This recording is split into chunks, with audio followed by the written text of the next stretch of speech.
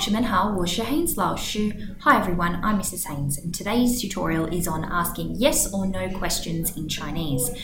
It's actually one of the easiest things that you can construct in Chinese, and it's super helpful to know how to do it. Now, the first thing I'm going to do is introduce an idea, which is 你妈妈是老师吗? Now, you'll notice that this is using some vocabulary you may or may not know. 你妈妈, hopefully you know, is your mother. 是 is. 老师 is a teacher, and 妈. So first, you have the subject of the sentence. Who is this sentence about? You have to put that first. Secondly, we need a verb. 是 is. 老师, a noun. This is the information you want to find out. And ma, the question particle. Anytime we hear this ma sound, we know that there must be a yes or no question in front.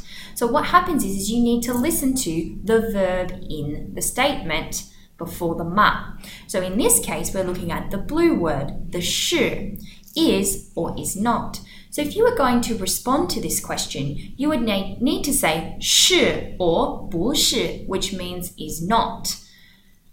Perhaps you could have a go at saying any of these three examples. Remembering, we're using 是 for this yes or no question. If you're going to answer a different type of yes or no question, you need to change the verb. We're going to do that with some new verbs later. I hope this helps.